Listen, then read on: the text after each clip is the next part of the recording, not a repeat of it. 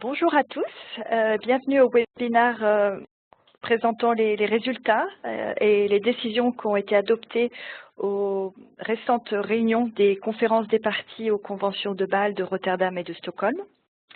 Ces réunions se sont donc déroulées du 4 au 15 mai 2015 à Genève en Suisse. Cette présentation sera structurée en 5 parties, à savoir une première partie qui fournira des informations d'ordre général. Ensuite, 4 autres parties qui présenteront successivement les résultats ou les décisions qui ont été adoptées sur les questions communes aux 3 conventions. Ensuite, nous verrons les résultats ou décisions adoptées qui ont été ou qui sont spécifiques à la Convention de Bâle. Ensuite, nous verrons les décisions spécifiques à la Convention de Rotterdam, pour finir sur les décisions qui sont uniques à la Convention de Rotterdam. Voilà, donc nous allons commencer par les informations générales sur ces 3 réunions. Donc comme vous le savez peut-être, ces réunions étaient la 12e réunion à la conférence des parties à la Convention de Bâle, la 7e réunion à la conférence des parties à la Convention de Rotterdam, ainsi que la 7e réunion à la conférence des parties à la Convention de Stockholm. Ces 3 réunions se sont tenues de manière consécutive sur une période de 2 semaines. Elles ont compris des séances conjointes sur des questions communes. Le thème des réunions était « De la science à l'action, travaillons pour un avenir plus sûr ». Près de 1200 participants ont participé à ces réunions. Notamment, 169 pays parties ont été représentés.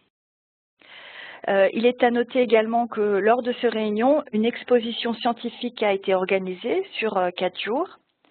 Cette exposition a mis en lumière les fondements scientifiques ainsi que les processus scientifiques qui sont la base des décisions dans le cadre de ces conventions. Des dizaines d'événements ont été organisés sur ce sujet, impliquant divers partenaires aux conventions. Au total, 73 décisions ont été adoptées par les conférences des parties aux 3 conventions. On note notamment 25 décisions pour la conférence des parties à la Convention de Bâle, 15 décisions spécifiques à la conférence des parties à la Convention de Rotterdam, 33 décisions qui ont attrait à la conférence des parties à la Convention de Stockholm. 6 décisions sont conjointes aux 3 conférences des parties.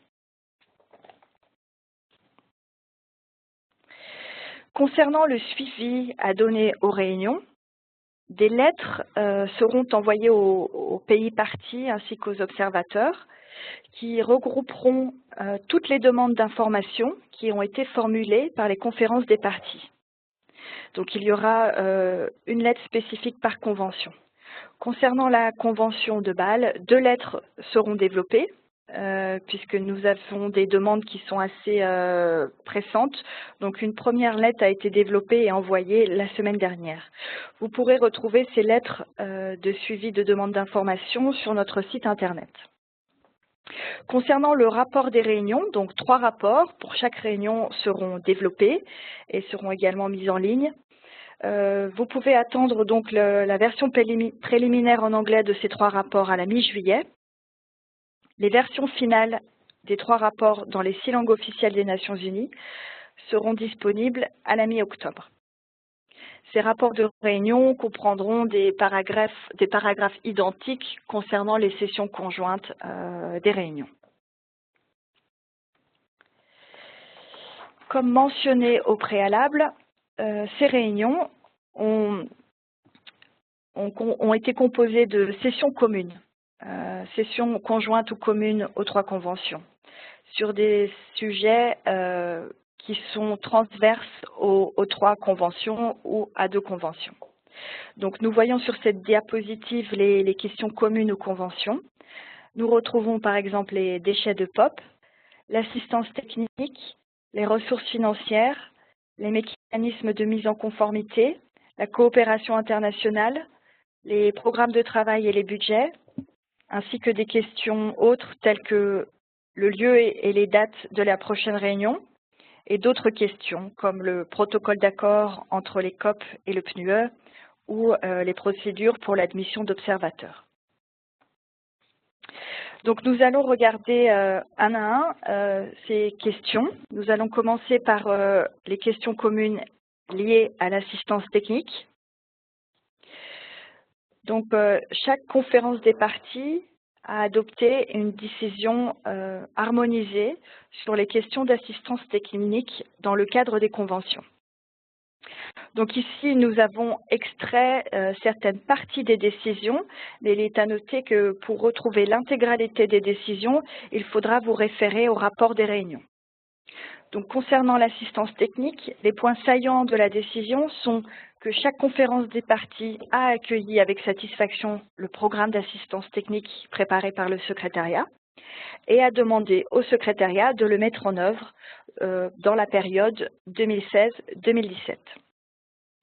Chaque conférence des parties a également invité les pays en développement ou à économie à transition à fournir au secrétariat des informations sur leurs besoins d'assistance technique ou de transfert de technologie.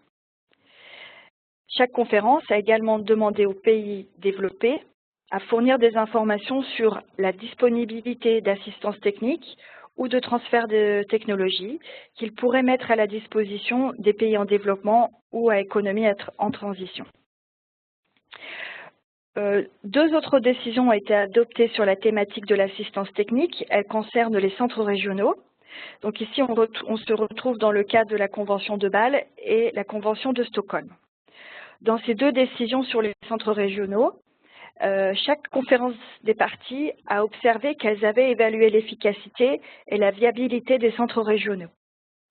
La conférence des parties à la Convention de Stockholm a approuvé, pour une période de 4 nouvelles années, tous les centres régionaux à la Convention de Stockholm.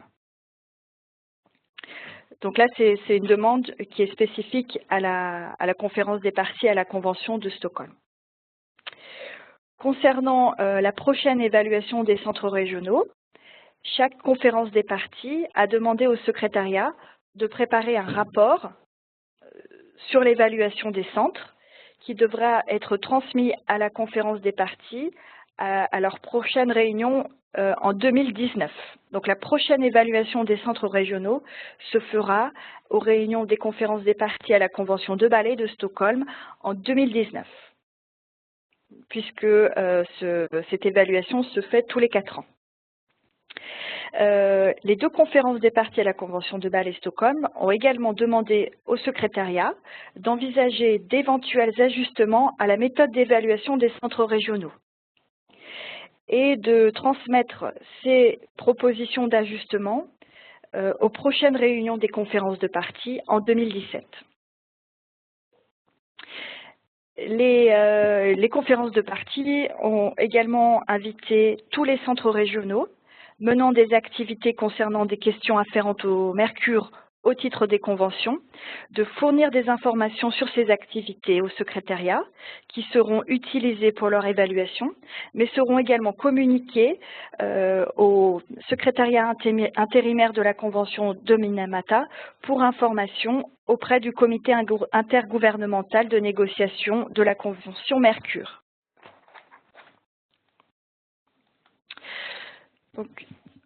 Donc c'était concernant l'assistance technique. Maintenant, nous tournons vers les questions de ressources financières.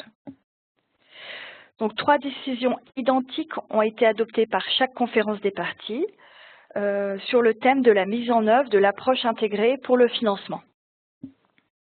Donc chaque conférence des parties s'est associée à l'Assemblée des Nations Unies pour l'environnement, UNIA, afin de préconiser une approche intégrée pour financer la gestion des produits chimiques et déchets.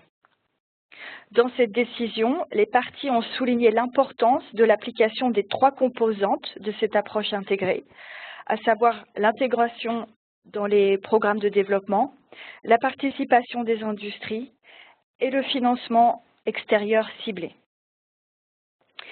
Les pays ont demandé au secrétariat de les aider à cet égard pour mettre en œuvre cette approche intégrée, sous réserve de la disponibilité des ressources. et à cet égard a également reconnu l'importance du programme de travail conjoint des conventions à cette fin. La décision également accueille la résolution de l'Assemblée des Nations Unies pour l'environnement qui établit le programme spécial pour appuyer le renforcement institutionnel au niveau national en vue de la mise en œuvre des conventions de Bâle, Rotterdam et Stockholm, mais également de la convention de Minamata et de l'approche stratégique, et souhaite que les activités de ce programme spécial débutent le plus tôt possible.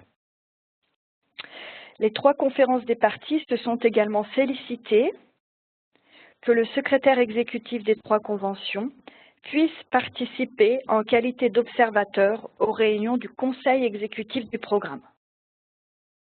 Les conférences des parties ont également demandé au secrétaire exécutif d'assister à ces réunions et a prié le secrétariat de coopérer, le cas échéant, avec le secrétariat du programme spécial. Donc nous passons au sujet suivant, qui est lié aussi à des questions communes aux 3 conventions. Donc ici, nous voyons des questions en fait spécifiques à la Convention de Stockholm. Comme vous le savez, la Convention de Stockholm est la seule des 3 conventions à avoir un mécanisme de financement propre. Et donc 4 décisions additionnelles ont été prises par la conférence des parties à la Convention de Stockholm sur le thème de ce mécanisme de financement. Donc la conférence des parties à la Convention de Stockholm a adopté le cadre d'évaluation des besoins en matière de financement des pays en voie de développement pour l'application de la Convention pour la période 2018-2022. Donc ce cadre d'évaluation va être mis en œuvre dans la période intercession et le rapport d'examen sera donc transmis à la prochaine conférence des parties en 2017 pour validation. La conférence des parties a également adopté le cadre pour la 4e étude du mécanisme de financement. Là également, c'est un mécanisme d'évaluation du mécanisme de financement. Un rapport d'étude sera donc transmis à la prochaine conférence des parties pour examen en 2017. D'autres décisions concernant le mécanisme de financement sont liées à la mise en œuvre du mémorandum d'accord entre la conférence des parties et le Conseil du FEM, notamment par un rapport de mise en œuvre ou le rapport d'activité du FEM sur ses activités. Une autre décision a été prise sur les orientations qui sont données par la conférence des parties au FEM. Dans cette décision, on retrouve que les parties à la Convention se sont félicitées que le FEM a mis en place un domaine d'intervention et une stratégie relatif aux produits chimiques et déchets et demande à ce que le FEM continue de renforcer les synergies entre ses activités et demande spécifiquement au secrétariat de répertorier les éléments d'orientation que la Convention de Stockholm pourrait donner au FEM, qui tiennent également compte des priorités pertinentes de la Convention de Bâle et de Rotterdam. Donc, comme vu au préalable, une autre question transverse aux 3 conventions concerne les programmes de travail et les budgets. Donc, chaque conférence des parties a approuvé le budget de la convention de référence pour l'exercice biennial 2016-2017 à un niveau de croissance nominale 0. Chaque conférence des parties a également invité le directeur exécutif du PNUE à fournir des informations aux 3 bureaux des conventions sur les implications liées à la création d'un seul compte d'opération pour les dépenses de personnel et également sur le sujet de la création de fonds conjoints uniques pour les conventions. Le directeur exécutif du PNUE a également été invité à formuler des propositions sur d'éventuels changements devant être apportés au règlement financier pour considération par les prochaines réunions.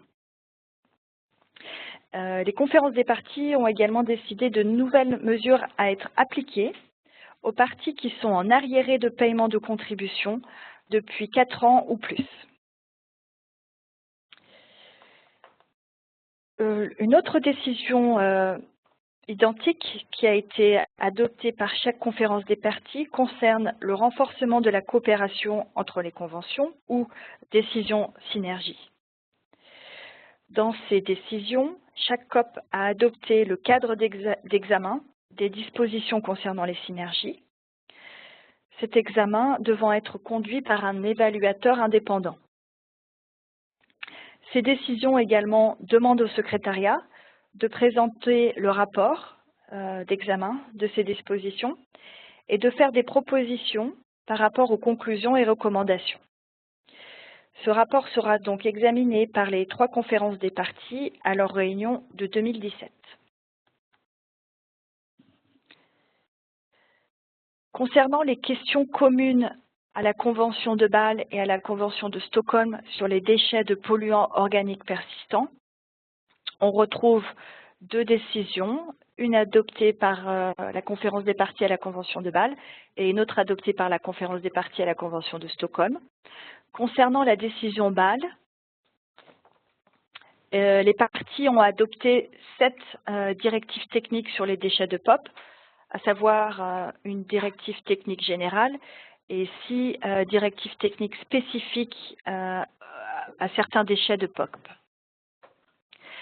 La conférence des parties a également décidé d'entreprendre des travaux de révision de toutes les définitions provisoires de la faible teneur en POP, définitions qui sont énoncées dans les directives techniques qui viennent d'être adoptées. Donc ces travaux de révision sur la faible teneur en POP devra débuter incessamment sous peu et devront être présentés à la prochaine réunion de la conférence des parties. La conférence a également décidé d'actualiser les directives techniques actuelles afin de prendre en compte les 3 nouvelles substances chimiques qui viennent d'être inscrites à la Convention de Stockholm. Concernant la décision Stockholm, nous retrouvons des provisions qui sont similaires. Donc les parties à la Convention de Stockholm ont accueilli l'adoption par la Convention de Bâle des 7 nouvelles directives spécifiques aux déchets de POP. Cette conférence également invite la Convention de Bâle à mettre à jour ses directives techniques pour les 3 nouvelles substances qui viennent d'être inscrites à la Convention de Stockholm. Et une dernière demande est que la conférence des parties a invité les experts qui travaillent dans le cadre de la Convention de Stockholm à s'impliquer dans la mise en jour des directives techniques sur les POP au titre de la Convention de Bâle.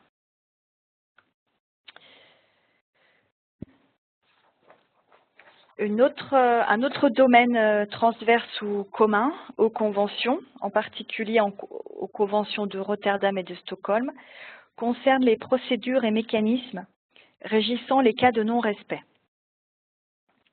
Dans le cadre de la Convention de Rotterdam, les parties n'ont pas abouti à un accord par consensus. Elles ont par conséquent décidé d'examiner les procédures et mécanismes à leur prochaine réunion en 2017 en utilisant comme base de discussion le projet de texte à l'annexe de la décision.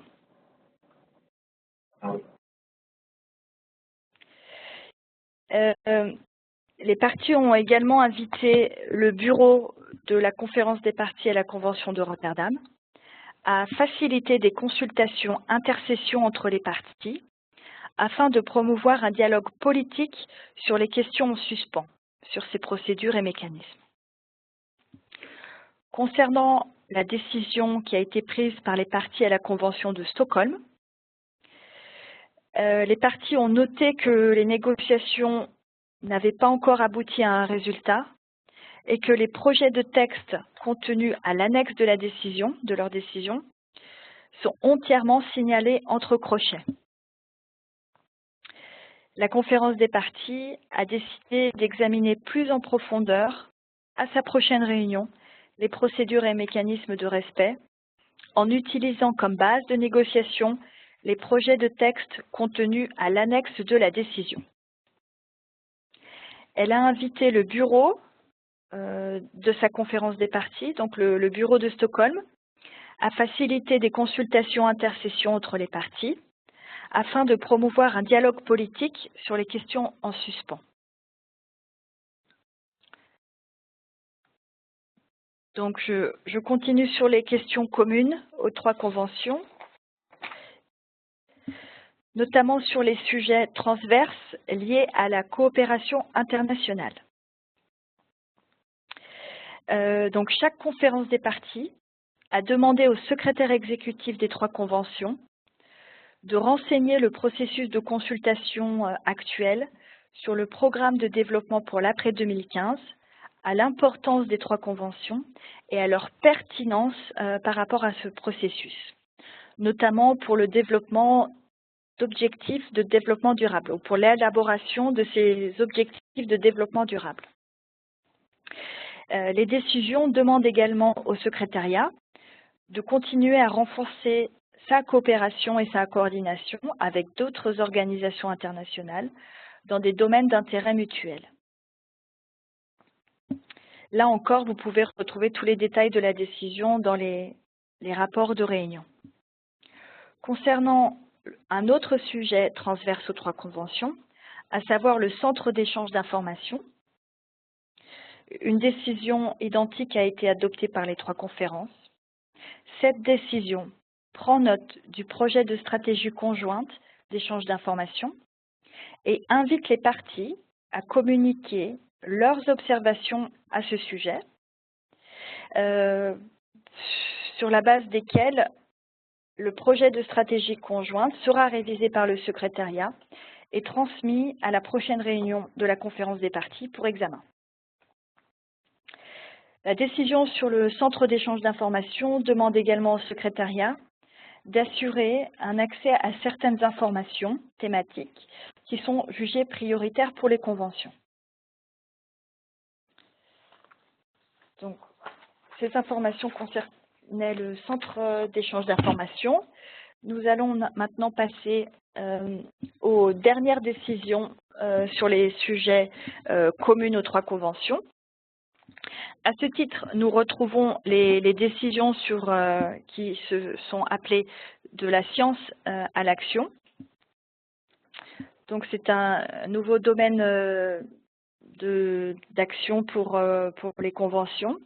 Donc, 3 décisions identiques ont été adoptées, au sein desquelles le secrétariat est prié d'élaborer une feuille de route visant à faire participer davantage les parties et les autres parties prenantes pour renforcer une action basée sur la science dans la mise en œuvre des conventions.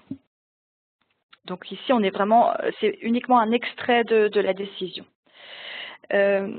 D'autres décisions sur des termes transverses concernent, comme je l'ai annoncé au préalable, le lieu et la date des prochaines réunions. Donc les prochaines réunions des conférences des parties seront organisées de manière consécutive sur 2 semaines et comprendront une journée de segment ministériel. Ça, c'est un point important à noter, qu'il n'y avait pas lors de ces réunions précédentes. Les prochaines réunions comprendront un segment ministériel de 1 jour. La décision sur les prochaines réunions des conférences des parties demande également l'organisation de réunions régionales préparatoires. Donc, c'est un fait nouveau qui avait été donc expérimenté pour les réunions de 2015. Des réunions préparatoires régionales seront également organisées avant les réunions 2017. Et pour finir sur ce thème des sujets transverses, je voulais également vous mentionner que des décisions identiques ou similaires ont été adoptées sur les projets de mémorandum d'accord entre les conférences des parties et le Programme des Nations Unies pour l'environnement. Étant donné qu'un travail similaire a lieu sous l'égide de UNEA, les parties aux 3 conventions ont préféré attendre que ce travail qui est réalisé par une équipe spéciale PNUE, Accords multilatéraux environnementaux, et préféré attendre que cette équipe finalise son travail avant de prendre une décision finale sur les mémorandums d'accord. Donc, par conséquent, ce travail ou la décision finale sur ce sujet sera examinée aux prochaines réunions. Donc maintenant, nous allons voir les résultats et les décisions qui sont spécifiques à la Convention de Bâle. Et nous allons commencer par les décisions liées au suivi de l'initiative pays. Comme vous le savez peut-être, le suivi de l'initiative pays est structuré en 3 grandes composantes. Pour sa composante liée à l'amendement portant interdiction, la conférence des parties a pris acte des nouvelles ratifications des pays concernant cet amendement. Elle a également renouvelé sa demande au secrétariat de continuer à fournir une assistance aux parties qui en feraient la demande pour ratifier cet amendement. Concernant la deuxième composante du suivi de l'initiative pays, cette deuxième composante est liée aux directives, au développement de directives pour une gestion écologiquement rationnelle. La conférence des parties a adopté le programme de travail du groupe de travail d'experts sur la gestion écologiquement rationnelle. La conférence des parties a également demandé à chaque groupe régional de désigner un expert, un nouvel expert qui fera partie de ce groupe de travail. Cet expert devant posséder une expertise et des connaissances spécifiques dans le domaine de la prévention et de la minimisation des déchets. Comme nous allons le voir plus tard, ce groupe de travail d'experts a maintenant été chargé de la mise en œuvre de la feuille de route liée à la déclaration de Cartagena. Donc, c'est pour ça que ce groupe est maintenant augmenté d'un nouvel expert lié à la prévention et la minimisation des déchets. D'autres points qui sont importants à noter dans le cadre de cette décision concernent les projets de manuels pratiques et les fiches qui avaient été développées par ce groupe pour la gestion écologiquement rationnelle des déchets. Donc les parties à la Convention de Bâle ont été invitées à soumettre leurs observations sur ces documents. Documents qui seront révisés par le groupe de travail à composition non limitée lors de sa 10e réunion et qui seront par la suite transmis à la prochaine réunion de la conférence des parties en 2017. Donc, nous continuons avec les principaux résultats de la conférence des parties à la Convention de Bâle. Sur cette diapositive, nous retrouvons la 3e composante du suivi de l'initiative pays, qui a trait à la clarté juridique. Donc, la conférence des parties a pris note du projet de glossaire, qui est accompagné d'explications connexes, et a décidé que ce glossaire servira de base aux futurs travaux sur la question. La conférence a notamment invité le petit groupe qui travaille de manière intersession sur la clarté juridique à poursuivre ses travaux et à préparer une version révisée du glossaire qui sera transmis à la 10e réunion du groupe de travail à composition non limitée, qui a été invité à finaliser ce glossaire pour examen par la prochaine réunion de la conférence des parties. Il a été également décidé d'initier un processus d'examen des annexes 1, 3 et 4 et des aspects connexes liés à l'annexe 9.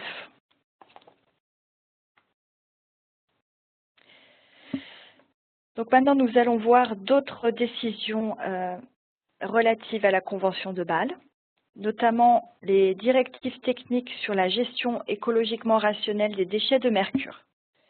La conférence des parties a adopté la version qui avait été mise à jour de ces directives. Le secrétariat a été demandé, on lui a demandé de diffuser largement ces directives, que ce soit aux parties, mais également aux autres parties prenantes, y compris au secrétariat provisoire de la Convention de Minamata. Donc la conférence des parties a invité les parties et autres parties prenantes à utiliser ces directives et à transmettre ces observations sur l'application de ces directives et sur la possible évolution des méthodes d'élimination des déchets de mercure au secrétariat en vue d'une future révision si nécessaire. Un autre résultat important qui a été adopté par les parties à la Convention de Bâle lors de cette réunion a été l'adoption sur une base intérimaire des directives techniques sur les mouvements transfrontières de déchets d'équipements électriques et électroniques et d'équipements électriques et électroniques usagés. Donc, ça a été également une importante décision qui a été faite par les parties à la Convention, que l'adoption de ces directives à titre intérimaire. Toutefois, les parties ont reconnu la nécessité d'approfondir les orientations données sur la distinction entre déchets et non-déchets. Et à ce titre, elles se sont mises d'accord afin d'inclure des travaux supplémentaires sur cette question dans le programme de travail du groupe de travail à composition non limitée, afin de préparer un projet de directive révisé à ce sujet pour examen par la prochaine réunion des conférences des parties. Donc les parties et les autres parties prenantes ont été invitées à fournir des commentaires sur certains aspects précis de la question que vous pouvez retrouver listés dans la décision.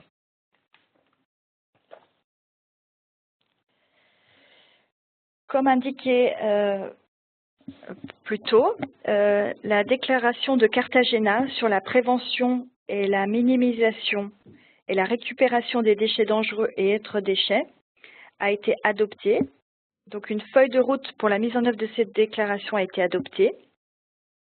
Et le groupe de travail d'experts sur la gestion écologiquement rationnelle a été mandaté ou chargé d'élaborer des orientations à ce titre, afin d'aider les parties à définir des stratégies efficaces afin de prévenir et de réduire au minimum la production de déchets.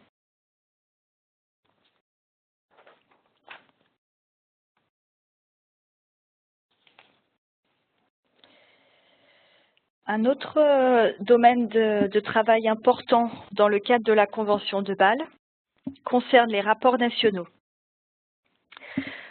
Donc, dans le cadre de ce domaine, la conférence des parties a adopté le format révisé du questionnaire qui avait été révisé par le groupe de travail intercession et a demandé aux parties à utiliser ce questionnaire révisé à partir de l'année 2016.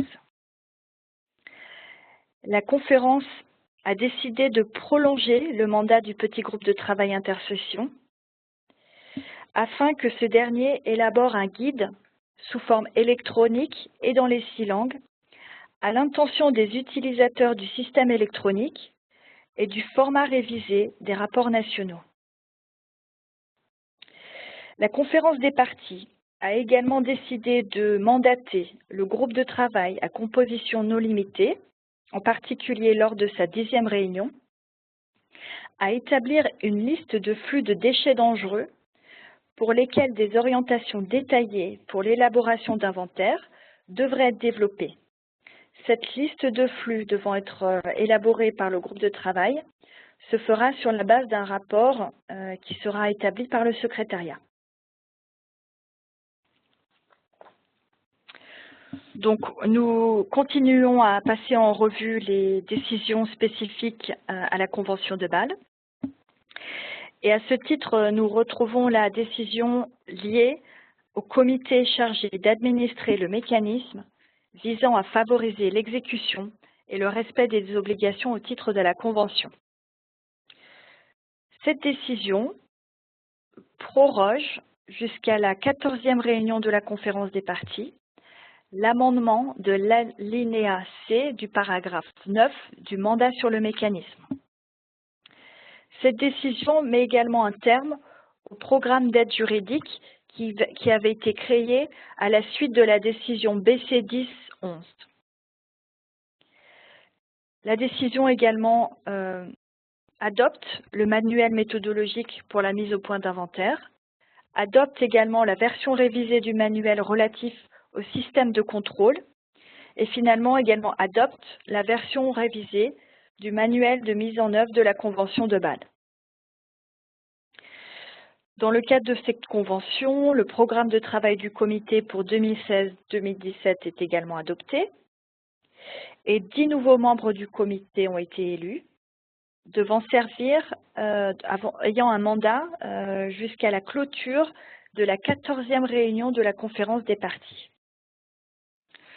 Voilà en résumé les décisions qui ont été adoptées sur le mécanisme visant à favoriser l'exécution et le respect des obligations de la Convention de Bâle. Un autre domaine de travail dans le cadre de la Convention de Bâle concerne les législations nationales, les notifications, l'application de la Convention et les efforts pour lutter contre le trafic illicite. Donc, dans ce cadre, les parties ont été encouragées à transmettre au secrétariat le texte de leur législation nationale et d'autres mesures prises afin de mettre en œuvre et faire appliquer la Convention de Bâle. Les parties ont également été invitées à partager des informations sur leurs meilleures pratiques en matière de prévention et de répression du trafic illicite et à signaler au secrétariat les cas avérés de trafic illicite en utilisant le questionnaire développé à cet effet. La conférence des parties a demandé au secrétariat de préparer des recommandations sur des possibles synergies entre les conventions Bâle, Rotterdam et Stockholm en matière de prévention et de répression du trafic et du commerce illicite de produits chimiques et de déchets dangereux. Voilà en résumé les différents aspects de la décision sur les législations nationales de la Convention de Bâle. Sur cette diapositive, vous retrouvez les autres décisions qui ont été adoptées par la conférence des parties à la Convention de Bâle. Donc, je ne rentrerai pas dans les détails. Vous pourrez donc retrouver les différentes décisions ou demandes qui ont été faites dans le cadre de ces décisions dans le rapport de la réunion. Maintenant, j'aimerais vous présenter un résumé des principales décisions qui ont été adoptées par la conférence des parties à la Convention de Rotterdam. Les parties à la Convention de Rotterdam ont décidé d'inclure le méthamidophos, qui est un pesticide, à l'annexe 3 de la Convention. L'amendement entrera en vigueur le 15 septembre 2015. Lors de cette adoption de l'inscription d'une nouvelle substance, les parties ont également approuvé le projet de document d'orientation de décision. Toutefois, aucun consensus n'a pu être atteint sur l'inscription de 4 autres substances chimiques qui étaient en examen par la conférence des parties. Le phantione, le trichlorphone, les préparations liquides contenant du dichlorure de paraquat et l'amiante chrysotile. Ces 4 substances chimiques n'ont pas trouvé consensus pour être inscrites à l'annexe 3 de la Convention. Par conséquent, ces 4 produits chimiques seront examinés par la conférence des parties à la Convention de Rotterdam à sa prochaine réunion en 2017.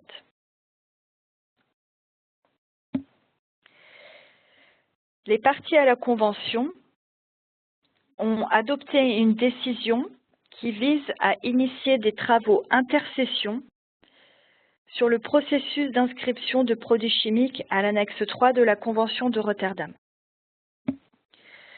Donc, ces travaux visent 2 objectifs, à savoir réexaminer les cas pour lesquels la conférence des parties n'a pas réussi à dégager un consensus concernant l'inscription d'un produit chimique et définir des moyens pour améliorer l'efficacité de cette procédure. Donc là, on retrouve le premier objectif. Le deuxième objectif concerne la formulation de propositions en vue d'améliorer les flux d'informations à l'appui de la procédure de consentement préalable en connaissance de cause concernant ces produits chimiques. Donc ces travaux intercession, donc vous regardez ces deux points particuliers, ces deux aspects particuliers.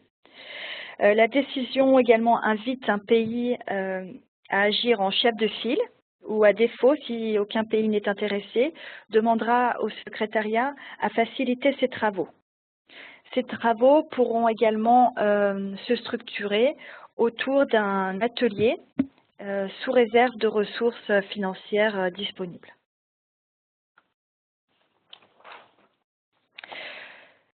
Concernant le comité d'études des produits chimiques de la Convention de Rotterdam, la conférence des parties a élu le président du comité, M. Jürgen Elbich. La conférence des parties a également adopté la liste des 14 pays devant désigner les nouveaux membres du comité.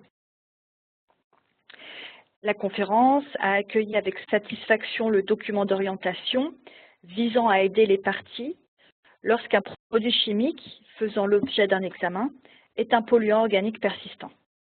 La conférence a également accueilli avec satisfaction le manuel relatif aux méthodes de travail et aux orientations générales établies à l'usage du comité.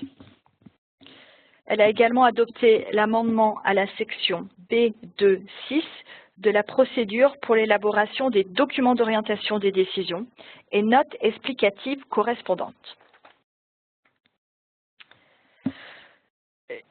D'autres décisions adoptées par la conférence des parties à la Convention de Rotterdam sont liées au statut de la mise en œuvre de la Convention. Donc, les parties ont demandé au secrétariat de procéder à une enquête sur l'utilisation de différentes définitions pour le terme pesticide. Et le secrétariat a été mandaté pour préparer un document pour informer les parties à cet égard. Des activités ont également été formulées ou proposées pour augmenter le nombre de notifications de mesures de réglementation finale.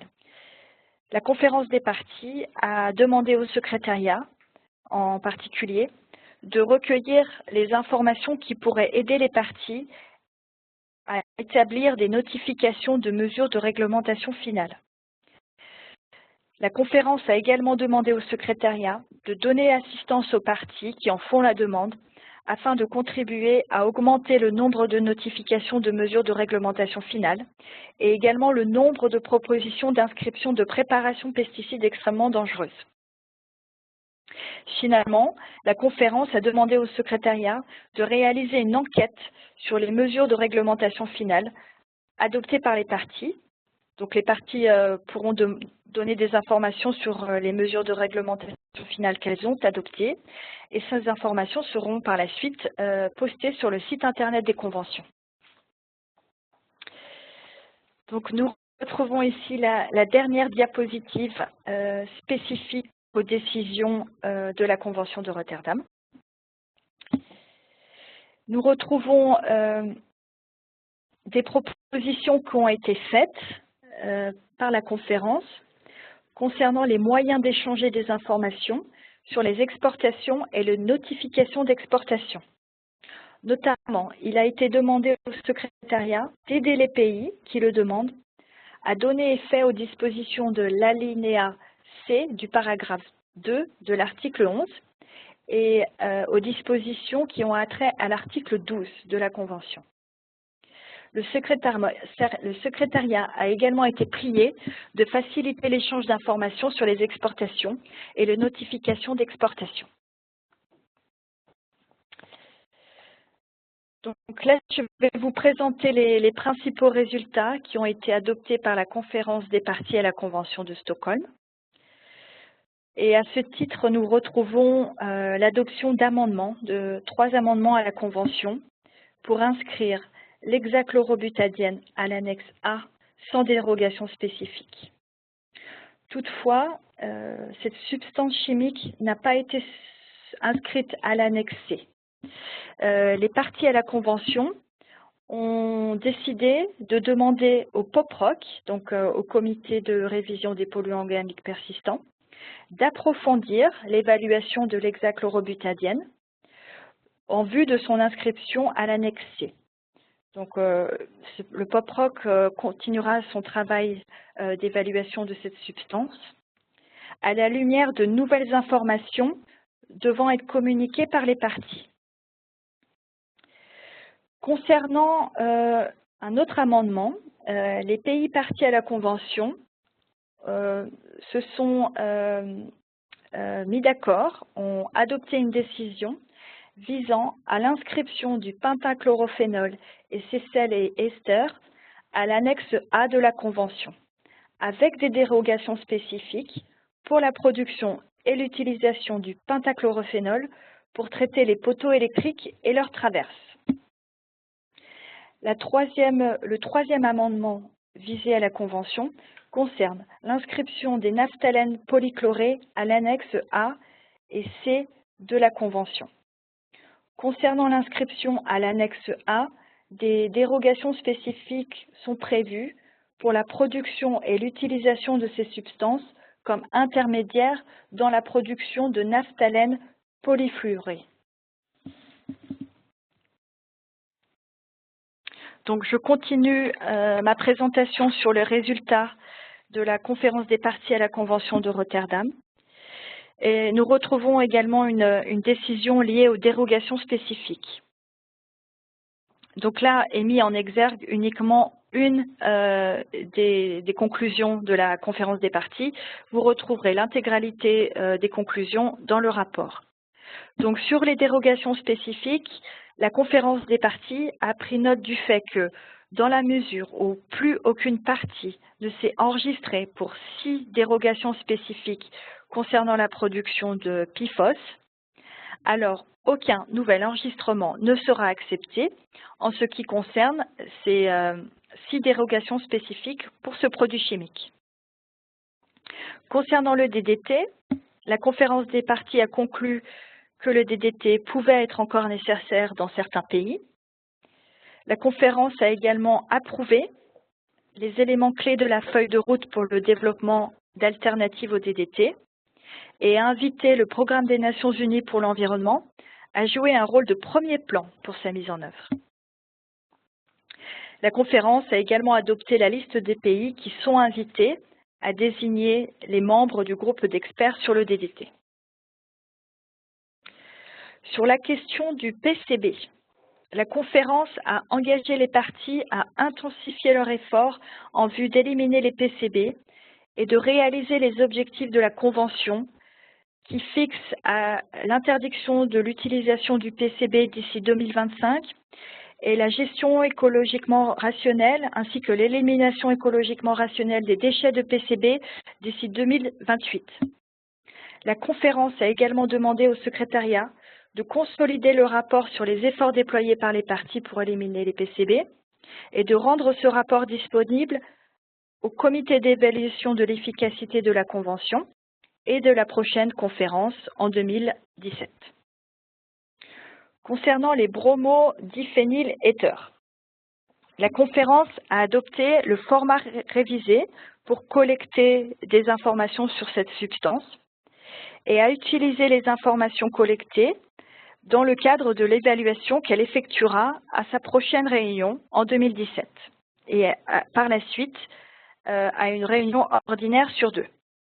La conférence a également prié le secrétariat de continuer à contribuer à la procédure définie dans la décision S6-6-3 afin d'aider la conférence à évaluer les progrès réalisés concernant l'élimination de ces produits chimiques.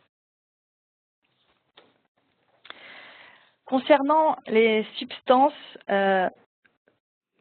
sulfonate de perfluoroctane, c'est celle et le fluorure de perfluoroctane sulfonyle, le PFOS, comme je l'ai mentionné au préalable. La conférence a conclu que certaines parties pourraient devoir continuer à produire et à utiliser ces substances pour les buts acceptables listés et prévus à l'annexe B de la Convention. La conférence a demandé au secrétariat de réviser le format pour la collecte d'informations sur les alternatives à ces substances. Elle a également demandé et accepté de modifier le calendrier prévu pour l'évaluation de ces substances et que l'examen de ces substances se fera à sa réunion en 2019, donc à sa 9e réunion en 2019. Dans le cadre de cette décision sur le PFOS, la conférence a également invité les parties à transmettre au secrétariat des informations sur leur interprétation et sur l'application qui pourrait être faite de l'article 4 de la Convention. Ces informations seront examinées par la conférence à sa prochaine réunion en 2017. Donc là, on retrouve sur cette diapositive d'autres domaines de travail dans le cadre de la Convention de Stockholm.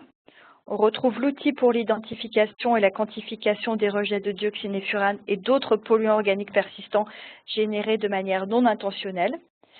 Donc là, c'est des décisions qu'on retrouve de manière routinière. Donc par exemple, les experts de l'outil ont été invités à poursuivre leurs travaux d'examen de cet outil et les parties ont été invitées à utiliser cet outil pour faire leur inventaire de dioxine et furane et faire évaluer leurs émissions. Concernant les meilleures techniques disponibles et meilleures pratiques environnementales, la conférence a adopté le plan de travail pour là également un examen et une mise à jour continue de ces directives. Elle a également invité les experts sur les meilleures techniques disponibles et meilleures pratiques environnementales de poursuivre leurs travaux d'examen et de mise à jour de ces directives.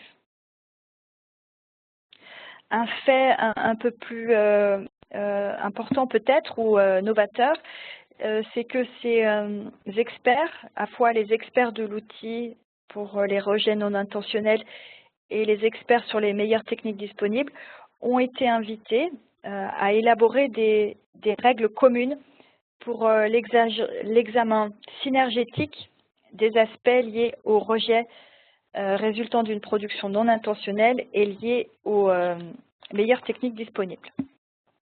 Bon, je passe un peu vite. C'est vrai que ces diapositives sont très détaillées.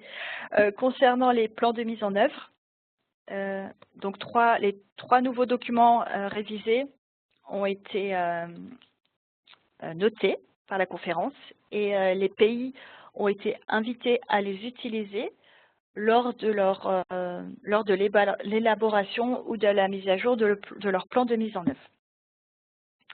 Le secrétariat a été invité à élaborer de nouvelles directives pour l'établissement d'inventaires concernant les nouvelles substances chimiques qui ont été listées à la Convention.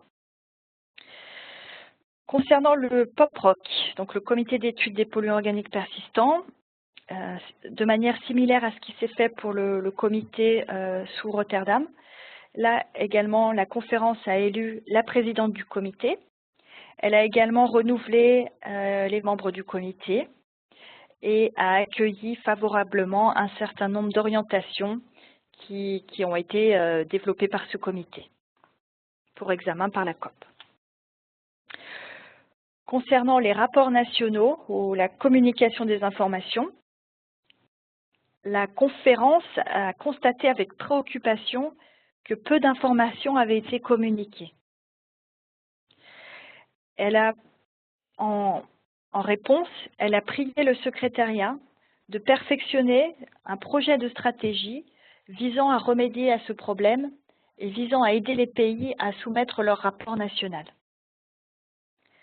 Elle a également prié le secrétariat de mettre à jour le questionnaire ou le format du rapport national en y ajoutant les nouvelles substances chimiques inscrites à la Convention.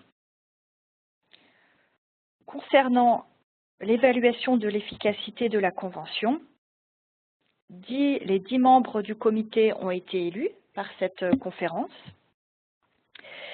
Cette conférence a également invité les pays à nommer des experts invités, donc qui pourraient être au nombre de 4 maximum, qui pourraient être appelés par les membres du comité pour les aider à réaliser le travail d'évaluation qu'ils vont faire en 2016 et 2017. Deux autres domaines, et ceci conclura ma présentation. Nous retrouvons le sujet lié au plan mondial de surveillance.